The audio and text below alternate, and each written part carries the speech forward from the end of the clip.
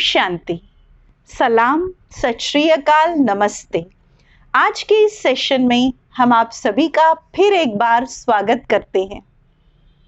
कहा जाता है एक है लक्ष्य की पहचान, दूजी है मंजिल की पहचान और इन दोनों के लिए है अपने अस्तित्व की पहचान, जीवन के सत्य की पहचान। सत्यता ओरिजिनलिटी को स्पष्ट करता है। जहां सत्यता है वहां सिंप्लिसिटी है। कहा जाता है there is a great beauty in simplicity. जहां सत्यता है वहां सरलता है, जीवन आसान है। सोने में मुल्लमा चढ़ाया जाए तो उसकी वैल्यू कम हो जाती है। जितना रियल है उतना वो वैल्यूबल है। ऐसे जीवन में जितनी सत्यता है उतनी सुंदरता है, जीवन वैल्यूबल है। तो जीवन का सत्य क्या है, इस विषय को आज हम समझेंगे। हमारे सामने आ रहे हैं कांदीवली वेस्ट से ब्रह्मा कुमारी निर्मल बहन। ओम शांति। हमारा आज का टॉपिक बहुत इंटरेस्टिंग है। What is the truth of life? मनुष्य जीवन का सत्य क्या है? कहते हैं जो बनाए हमारे जीवन को अच्छा और सच्चा इंसान, सही और गलत की दे हमको पहचान, वही है ईश्वर का सत्य ज्ञान। जीवन में सत्य की गहन गति को समझने का अर्थ है संपूर्ण ज्ञान की प्राप्ति। जीवन में खुशियां कम और अरमान बहुत हैं। जिसे भी देखो सभी परेशान बहुत हैं। करीब से देखा तो निकला रेत का घर, मगर दूर से इसकी शान बहुत है। तो सत्य जिन्हें जीवन में किताबें, दोस्ती, रास्ते और सोच सही मिल जाती है, उन्हों का जीवन अपने आप ही उज्जवल और प्रगतिशील हो जाता है। सत्य और ब्रह्म का मूल्य अंकन ही मानव जीवन की वास्तविकता है। कौन क्या कर रहा है, कैसे कर रहा है, क्यों कर रहा है, जो भी इंसान इन सब बातों से जितने दूर रहते हैं, उतने ही वो अपने आप को अपनी मंजिल के करीब पाते हैं। तो चलिए हम जीवन के सत्य की ओर आगे बढ़ते हैं। तो सबसे पहले हमें इस बात की स्पष्टता होनी चाहिए कि सत्य की डेफिनेशन क्या है। इन जनरली हम सभी आपस में यह बात सुनते हैं कि लाइफ जो है वो गॉड गिफ्ट है और इसलिए जीवन को अच्छा बनाओ और सच्चा बनाओ। परंतु सत्य माना कई इस प्रकार से समझ लेते हैं कि हमारे जीवन में हम कभी बिजनेस में, व्यवहार में या कहीं और कोई भी कारोबार में हम झूठ ही नहीं बोलते हैं तो हमारा जीवन सच्चा ही है। नहीं, ये बोलने तक की जो सत्यता है, ये मनुष्य जीवन में सच एक तप है। परंतु अगर इसी वाणी की सत्यता की जो धारणा है, उसी को ही हम अगर जीवन का सत्य समझते हैं तो ये एक बहुत बड़ा भ्रम है। आज हम देखते हैं इस संसार की दिखावटी और बनावटी चीजों में रियल एंड आर्टिफिशियल को समझ पाना बड़ा डिफिकल्ट है। जैसे समझो आज हमारे पास कांच का टुकड़ा है और दूसरा रियल डायमंड है, तो हम देखते हैं कि जो जूठा कांच का टुकड़ा है वो तो रियल डायमंड से भी ज़्यादा चमकता है। तो क्या कहें कि जो ज़्यादा चमकने वाला है क्या वो रियल है? नहीं। उसके लिए हमें परख चाहिए। तो परखने के लिए कसौटी चाहिए। बिना कसौटी के हम कंफ्यूजन में रहेंगे कि रियल क्या है और आर्टिफिशियल क्या है। ठीक इसी प्रकार जीवन के सत्य की भी कसौटी है। सत्य जो है वो तो अपने आप में सिद्ध है, उसको प्रूव करने की जरूरत नहीं है, लेकिन अंडरस्टैंड, समझना तो पड़ेगा ना। खैर, ये तो हमने बात की फिजिकल वर्ल्ड की, सांसारिक चीजों की तुलना से हम बात कर रहे हैं। लेकिन अगर हम आध्यात्मिक दृष्टिकोण से बात करें तो सच और झूठ की परिभाषा हम सभी सदियों से क्या सुनते हैं। कहते हैं झूठी काया, झूठी माया और झूठा सब संसार। अब यहाँ पर एक प्रश्न हर एक मनुष्य के माइंड में ऑलवेज रहता है कि अगर देह सहित सब कुछ झूठा है तो व्हाट इज ट्रुथ? आज का मानव इस फिजिकल वर्ल्ड की क्राउड में इतना बिजी है कि सत्य तक जाने का समय ही नहीं है। इसीलिए तन कहीं और, मन कहीं और केवल मुख से गाते रहते हैं। कहते हैं ये दुनिया चिड़िया रैन बसेरा, ना घर तेरा ना घर मेरा। ये जग है मुसाफिर खाना, आए हैं तो एक दिन जाना, परंतु कहाँ से आए और कहाँ जाना ये सत्य तो हमने समझा ही नहीं। आज हम आध्यात्मिकता से कोसों दूर हैं। ज्ञान का तीसरा नेत्र हमारा बंद है और अज्ञान अंधकार में मानव गोते खाता रहता है, जिसमें हम खुद को भी भूले और सुख चैन भी गवाया और खुदा को भी भुलाया और केवल मुख से गाया और प्राप्ति कुछ भी नहीं। तो ये श्लोक और भजन कीर्तन हमने ही तो बनाए और हमारे ही मुख ने तो गाए। अब इसका आध्यात्मिक रहस्य भी तो हमें ही समझना पड़ेगा ना। झूठ माना नश्वर, मिटने वाला, खत्म होने वाला, पल भर में क्षण भर में बदली होने वाला, जो शॉर्ट पीरियड के लिए है उसको कहते हैं झूठा। मनुष्य जीवन में कब क्या होगा ये कोई भरोसा नहीं है।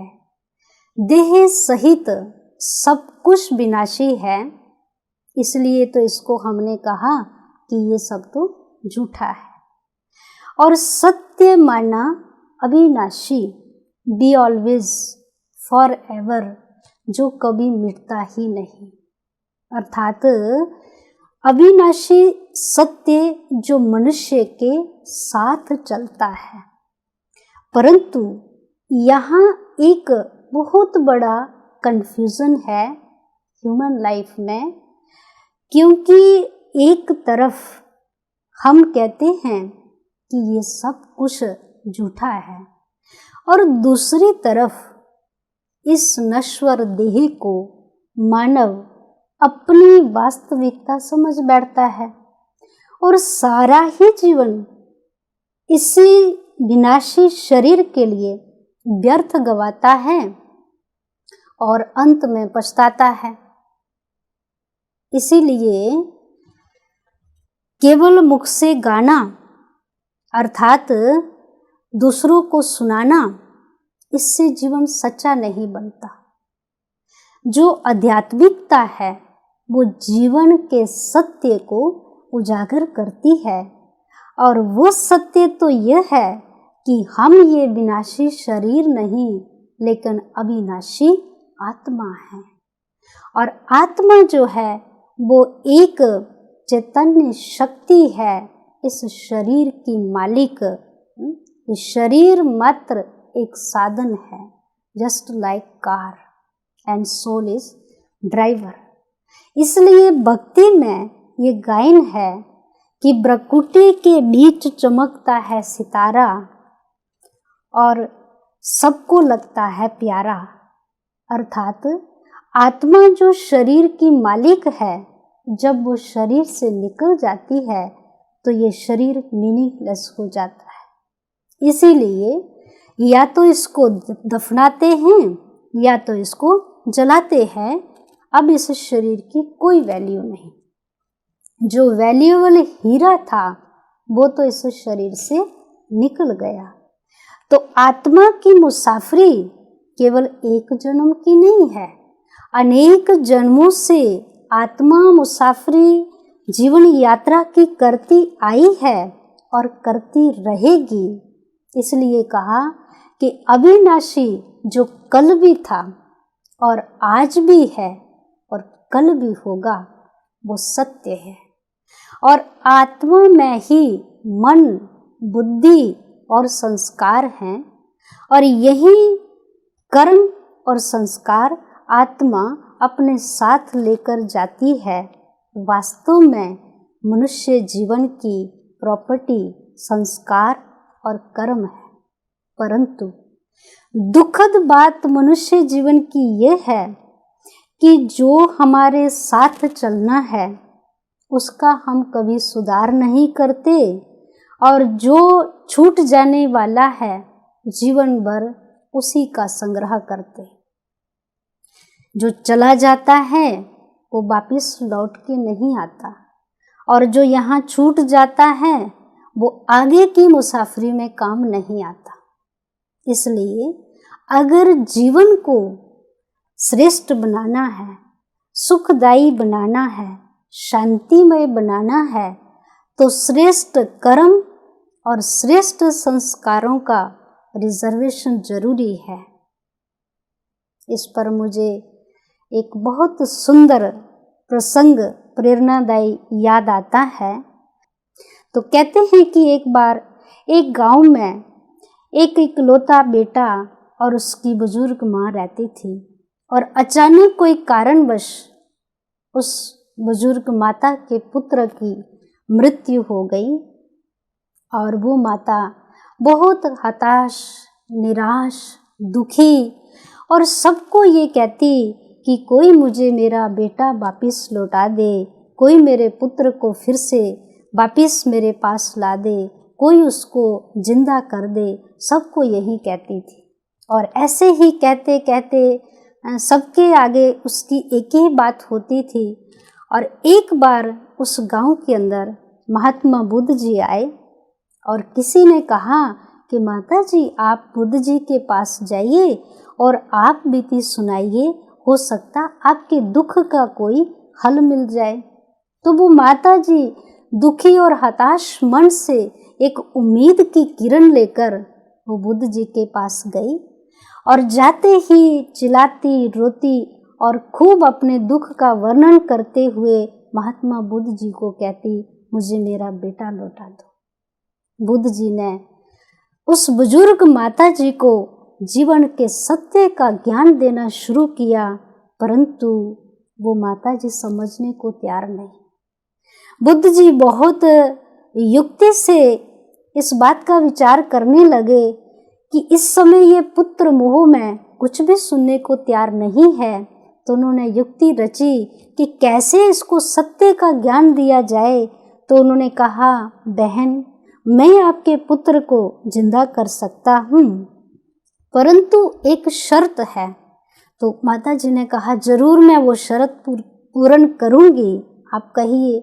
तो कहा, आप जाइए गांव में, शहर में, पूरी देश दुनिया में कोई भी एक ऐसे घर से एक मुट्ठी भर सरसों ले आइए और ऐसे घर से ले आइए जिस घर में कभी मृत्यु ना हुई हो।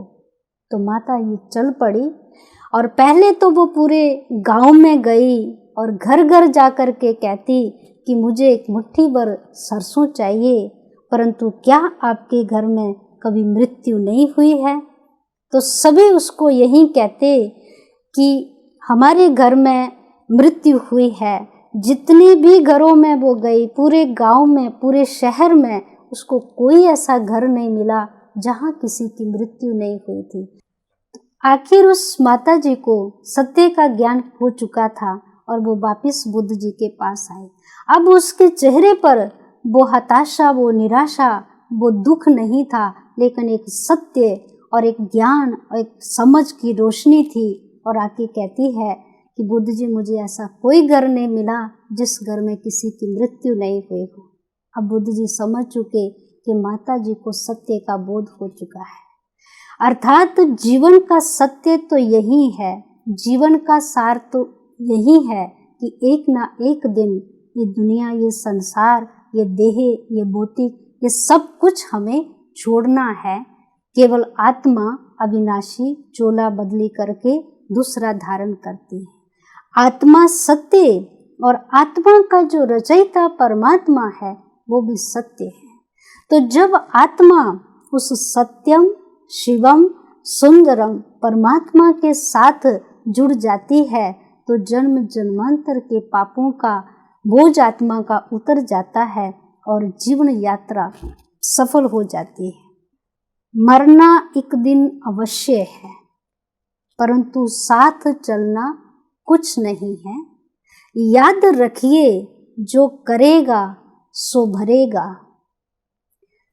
जितना ईश्वर ने दिया है उतने में संतोष रखो।